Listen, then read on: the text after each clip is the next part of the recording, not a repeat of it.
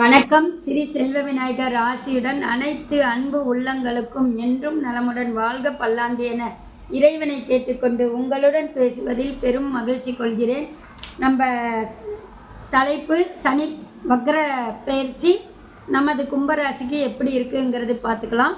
13/7/2025 ஆனி மாதம் 29ஆம் தேதி வக்ரம் அடைந்து 28/11/2025 கார்த்திகை 12ஆம் தேதி தான் நிவர்த்தி அடைகிறாரு. இந்த 4.5 மாதம் கொஞ்சம் கும்பராசி வாய் கட்டுப்பாடு இருக்கணும். ஏன்னா வாய் துடுக்குன்னு சொல்லுவாங்க இல்லையா, அந்த மாதிரி நம்ம ராசிக்கு 2ஆம் இடத்துலையே சனி உக்காந்துருக்கிறதுனால நம்ம வாயிலேயே கெட்டு போவோம். ஏதோ ஒன்று நல்லதாக பேச போய் அது கெட்டதில் போய் முடிஞ்சிடும். அதனால் யோசித்து பேசுங்க. பேச்சு யாராக இருந்தாலும் சரி, குடும்பத்திலேயே விரோதம் ஆகும்.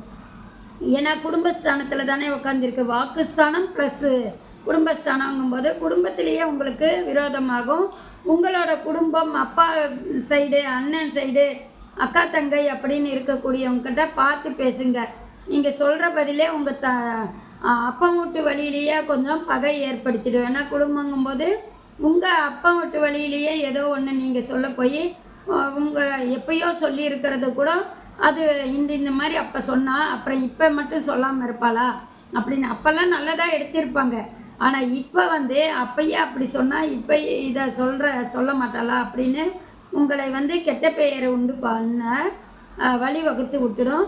அதனால் கும்பராசி முடிந்த வரைக்கும் வாய் கட்டுப்பாடாக இருந்தால் போதும்.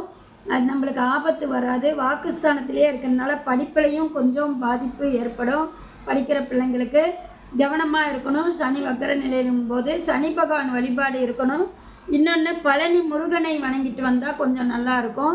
அந்த பழனி முருகனை போயிட்டு தரிசனம் செய்துட்டு குலதெய்வம் போயிட்டு வந்தால் கொஞ்சம் அந்த படிப்பு ஸ்தானம் குழந்தைங்களுக்கு பாதிப்பு ஏற்படாது. பெரியவங்க வகையிலையும் குடும்பஸ்தானத்தில் சிக்கல் வர்றதை தடுத்து நிறுத்திடும். ஆபத்து இருக்காது. பக்கத்தில் இருக்கிற முருகன் வழிபாடெல்லாம் நார்மலாக பண்ணிட்டு வாங்க. ஒரு முறை பழனி முருகனை போயிட்டு வந்தால் நல்லாயிருக்கும். இந்த 4-5 மாதமாக உஷாராக இருந்து பேச்சில் கட்டுப்பாடோடு இருந்து பக்கத்து வீட்டு முன்ன வீட்டுன்னு பேசாமல் அமைதியாக போகிறது பரவாயில்ல. எது தேவையோ அதுக்கு பேசுங்க. தேவையில்லாததை பேசி நீங்கள் மாட்டிக்காதீங்க.